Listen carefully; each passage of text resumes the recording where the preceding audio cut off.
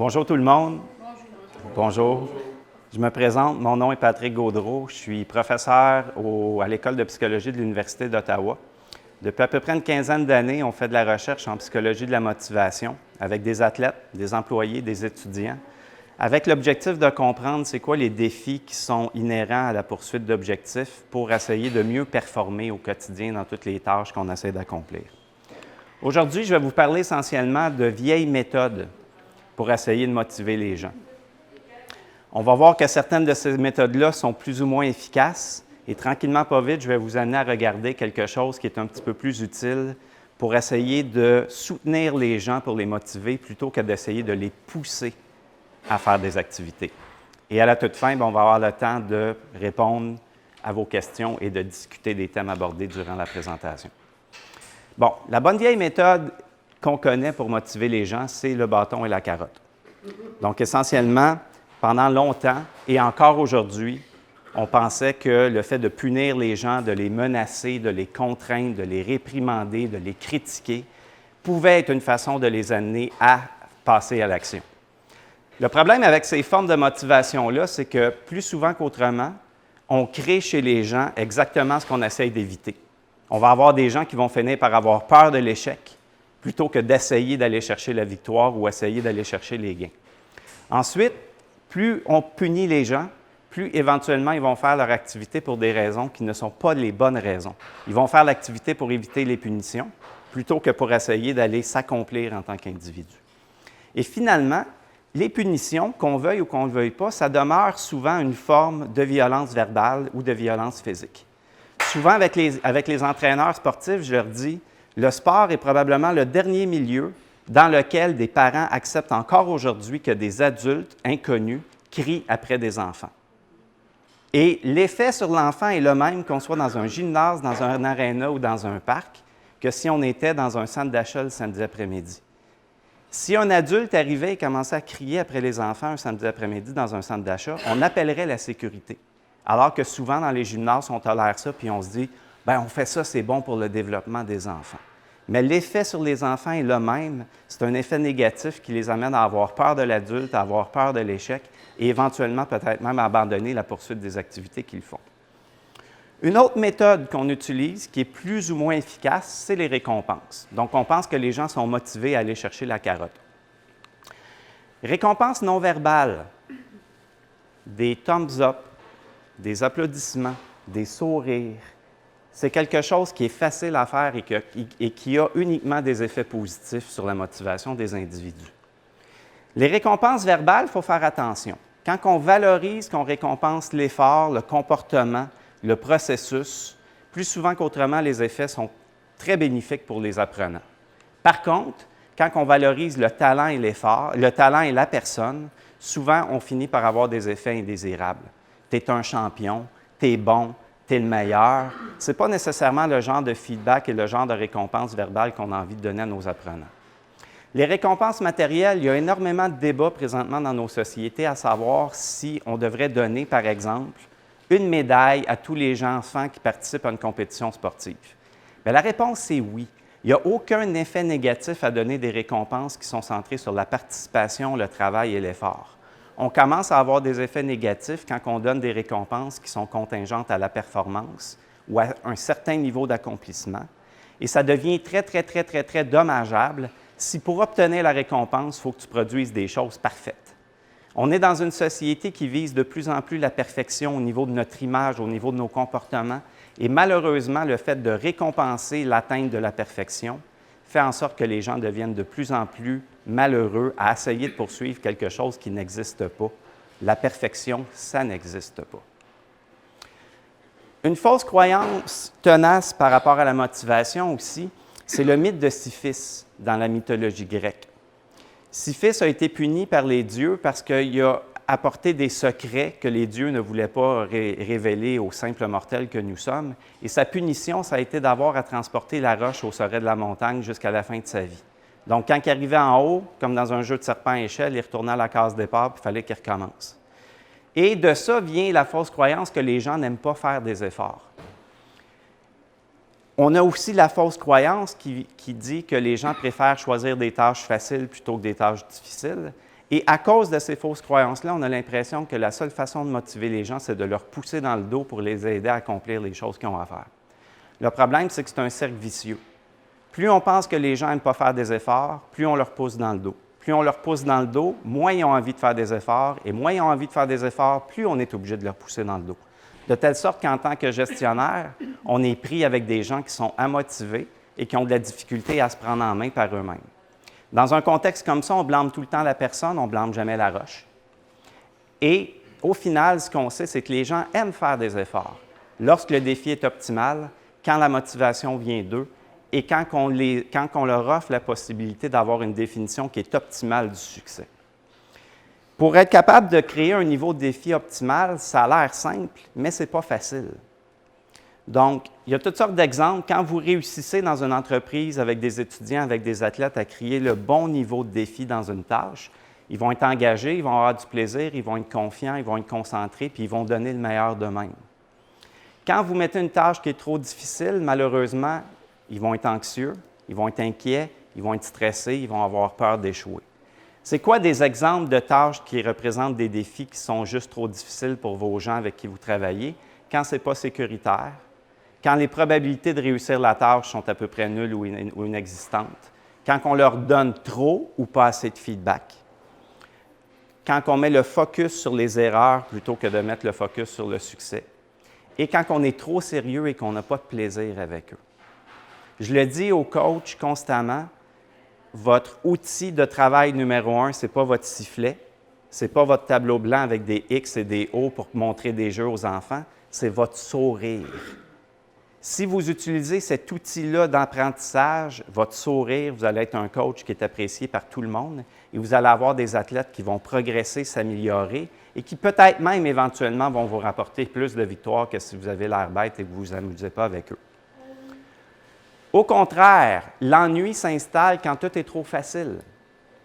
Quand on est capable de réussir sans même faire d'efforts, quand les tâches sont trop longues, que nos attentes sont ambiguës, qu'on devient routinier, répétitif, prévisible, qu'on laisse les gens seuls, qu'on les isole, qu'on ne leur permet pas d'interagir ensemble. Quand le défi n'augmente jamais au fur et à mesure qu'on s'améliore, on place les gens dans des conditions où éventuellement ils vont s'ennuyer dans les tâches et ils ne seront pas motivés à accomplir ce qu'ils ont à accomplir. La deuxième chose, c'est qu'on aimerait que la motivation vienne de nous. Plutôt que d'avoir des gens qui nous forcent, qui nous poussent, qui nous encouragent, on voudrait vraiment être la personne qui conduit le véhicule et qui est motivée par elle-même à faire les tâches. C'est ce que nous, on appelle la motivation autonome. Donc, c'est quand l'activité est tellement le fun qu'on la fait uniquement pour le plaisir associé à cette activité-là. On n'a pas besoin de récompense. Même si j'enlevais toute forme de récompense, les gens continueraient quand même à vouloir pratiquer l'activité. Ensuite, on a des activités qui font partie de notre identité, qui font partie de notre personne, de la façon dont on parle, de la façon dont on agit et qui sont intégrées dans notre quotidien. Ça aussi, c'est des activités qui sont faciles à accomplir pour les gens parce que c'est devenu automatique, c'est devenu une habitude. La troisième forme de motivation autonome, c'est quand on accorde une grande importance, qu'on valorise, que ça devient une priorité dans notre quotidien. Et c'est une façon d'atteindre des objectifs comme un moyen vers une fin. Souvent, les gens disent « Pourquoi travaillez-vous? » Bien, pour faire de l'argent. Oui, mais pourquoi est-ce que tu veux faire de l'argent? Pour faire de l'argent. Donc là, on est dans une forme de motivation qui est plus externe. Mais quand quelqu'un dit « Moi, je veux faire de l'argent pour voyager, je veux faire de l'argent pour pouvoir avoir des loisirs, jouer au golf, m'amuser, partager, avoir du temps de faire du bénévolat », à ce moment-là, l'argent devient tout simplement un moyen vers une fin plus importante. Donc, c'est ce type de motivation-là qu'on veut soutenir, qu'on veut encourager, qu'on veut développer, qu'on veut maintenir, plutôt que de faire les choses juste pour éviter les échecs, pour éviter de se sentir mal, pour faire plaisir à papa, maman. Ou peut-être même, on le fait sans même savoir pourquoi on le fait, parce qu'on est pris dans le contexte, on ne peut pas sortir de ce contexte-là. Quand on réussit à développer des motivations autodéterminées, on est en meilleure santé physique et psychologique. On prend des décisions qui sont d'habitude éthiquement plus rigoureuses, mieux réfléchies. On ne fait pas juste penser à notre bien-être à nous, mais on pense souvent au bien-être des gens autour de nous. On va également développer des habiletés qui sont transversales, c'est-à-dire qu'en faisant du sport ou en allant à l'école, j'acquiers des habiletés qui vont m'être utiles après ça dans toutes les sphères de ma vie. On va également être une personne qui est plus en mesure d'aider les autres à rester motivés et à trouver leur propre motivation à eux. Et ce que les gens veulent au final, c'est avoir du succès. Et sans même se concentrer sur le succès, les gens qui ont des motivations autonomes, plus souvent qu'autrement, réussissent à faire davantage de progrès dans la poursuite des objectifs personnels qu'ils ont. Comment est-ce qu'en tant qu'individu, on peut arriver à aider les gens autour de nous à développer ces motivations-là? Bien, premièrement, nous, on a un concept qu'on appelle le soutien à l'autonomie. C'est d'aider les individus à se responsabiliser, à devenir imputables de leur action et à avoir l'impression qu'ils ont une marge discrétionnaire qui leur permet de décider un peu où, comment ils veulent opérer dans un environnement prédéterminé. Premièrement, on leur donne des choix à l'intérieur d'une structure clairement définie. Je vais vous donner un exemple. Souvent, les gens croient que le soutien à l'autonomie, c'est juste du laisser-aller, du laisser-faire, qu'on laisse les gens libres de tout et de rien. Ce n'est pas le cas.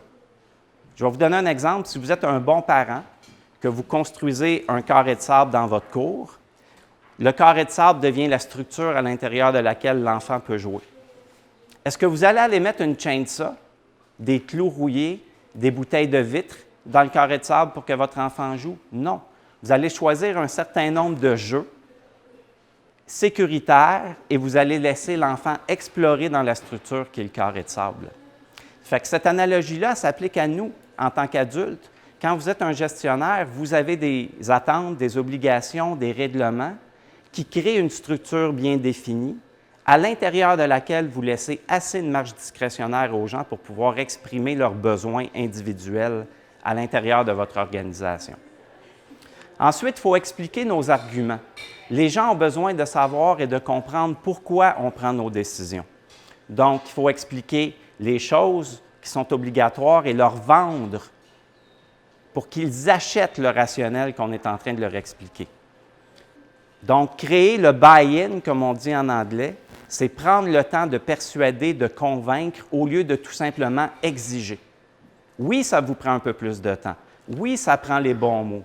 Oui, ça nous demande un peu plus d'efforts, mais au final, les gens avec qui vous travaillez vont avoir l'impression que les décisions viennent d'eux, plutôt que les décisions viennent seulement de l'extérieur. Considérez la perspective des gens. Donc, écouter, être empathique, traiter les gens comme des êtres humains. Vous permettre également, en tant que gestionnaire, de montrer votre vulnérabilité, vos doutes, vos inquiétudes, vos craintes. Vous mettre à la même hauteur des gens avec qui vous travaillez. Moi, je coach des enfants l'été. À toutes les fois que je m'adresse à eux, c'est un genou au sol pour avoir un contact visuel avec eux. Souvent, en tant que gestionnaire, vous ne vous placerez pas à genoux devant des adultes pour leur expliquer ce que vous voulez. Mais si vous êtes un gestionnaire, il faut que vous soyez capable de redescendre sur le plancher des vaches et d'interagir avec vos employés sur un niveau égalitaire plutôt que de toujours juste imposer vos décisions aux gens avec qui vous travaillez. Être ouvert au feedback, être ouvert aux critiques pour s'assurer que les gens puissent s'exprimer librement à l'intérieur de votre organisation. Encourager les initiatives. Laissez la chance aux gens de trouver les solutions par eux-mêmes plutôt que de leur donner les solutions automatiquement sans qu'il y ait un mot à dire. Et limiter l'utilisation de mots « tu dois »,« il faut »,« c'est obligatoire »,« il faut absolument que tu fasses ça comme ça, sinon ça ne marchera pas ». Encore là, dans votre langage, assurez-vous d'être assez ouvert pour laisser la marge discrétionnaire que les gens ont besoin pour travailler par eux-mêmes. Bref, j'aime beaucoup ce proverbe danois-là qui résume ce que c'est le soutien à l'autonomie. Si l'autorité n'a pas d'oreille pour écouter, elle n'a pas de tête pour gouverner. Un peu comme le coach que je vous disais que le sourire, c'était son outil primaire pour enseigner. Un bon gestionnaire, son outil primaire, c'est ses oreilles, son écoute, son attention et sa capacité d'utiliser l'input donné par ses employés pour faire grandir son organisation grâce à ce que les gens lui donnent. Quand on réussit à faire ça, les gens vont se sentir compétents, les gens vont se sentir affiliés, intégrés à l'intérieur de votre compagnie et ils vont se sentir autonomes. libre d'agir et de penser, de s'exprimer, de vous donner la rétroaction que vous avez besoin pour vous améliorer en tant que gestionnaire. Le gros défi qu'on a avec tout ce que je viens de vous dire, c'est qu'on vit dans une société qui est obsédée par le succès. Donc, il faut qu'on soit capable de créer des petits cocons, des petites bulles de soutien à l'autonomie pour qu'à l'intérieur de cette bulle-là, les gens puissent prospérer et se développer avec leur plein potentiel. Vous le voyez dans toutes les sphères d'activité, que ce soit le top 500 des entreprises, que ce soit les Oscars, que ce soit les Grammy Awards, que ce soit la Coupe Stanley présentement qu'on a à la télé, les gens ne pensent qu'au succès en termes de victoire et de défaite. Et malheureusement, combien de gens ici présents aujourd'hui peuvent lever la main et dire qu'une journée dans leur vie, ils ont été le meilleur au monde dans ce qu'ils faisaient? À peu près personne. Donc, par défaut, on est tous des cas d'échecs sur deux pattes ambulants parce qu'on ne réussit pas à atteindre les standards de succès que la société essaie de nous vendre. Et c'est la raison pour laquelle, très rapidement, dans nos activités de recherche et d'intervention, on a développé une façon différente de définir et de regarder le succès. Oui, il y a les critères standards, les gens veulent être meilleurs que les autres, les gens veulent atteindre des normes, dépasser des normes. Mais au final, le succès, le critère le plus important, c'est les critères personnels que vous avez pour définir le succès. Vous avez tous des objectifs. Est-ce que vous progressez suffisamment dans la poursuite de vos objectifs? Est-ce que vous avez l'impression de vous améliorer d'une journée à l'autre, d'une semaine à l'autre, d'un mois à l'autre, d'une année à l'autre? Et si vous êtes une personne de mon âge, c'est peut-être même plus l'amélioration qui vous préoccupe, c'est le maintien des acquis que vous avez. Je le sais quand je fais de l'entraînement physique, que progressivement, je suis en train de perdre de la masse musculaire, de la vitesse, du temps de réaction. Mais si je suis capable de maintenir ça le plus longtemps possible, c'est mon objectif présentement. Donc, pas juste des objectifs de croissance et de développement, des objectifs de maintien durable des habiletés que vous avez développées au cours de votre vie. La capacité d'apprendre également est un autre indicateur très important. Est-ce que vous apprenez rapidement lorsque vous êtes exposé dans un nouvel environnement? C'est tout ce que vous pouvez vous demander en tant qu'individu, de vous améliorer, d'apprendre et d'atteindre votre plein potentiel à vous. Quelques citations que j'adore pour résumer ça, qui viennent de grands coachs et de grands athlètes. On a Emmitt Smith, un des très bons joueurs de football dans la Ligue nationale de football américaine, qui nous dit « Gagner, c'est quelque chose qui se construit physiquement et mentalement à tous les jours. Et quand on s'entraîne le jour et la nuit, même dans nos rêves. » On a Joe Paterno, qui est un coach de football universitaire américain, qui nous dit « La volonté de gagner est importante, mais la volonté de se préparer est vitale. Ça passe par le processus. La victoire est une conséquence, ce n'est pas une fin en soi. » Joe Torre, coach des Yankees de New York, ancien coach des Yankees de New York, nous dit « Compétitionner au plus haut niveau, ce n'est pas à propos de gagner, ce n'est pas la chose la plus importante. C'est à propos de la préparation, du courage, de comprendre et de soutenir les gens et le cœur des gens avec qui nous travaillons. La victoire, c'est le résultat, ce n'est pas une fin en soi. » Je vais également terminer en vous montrant quelque chose d'important.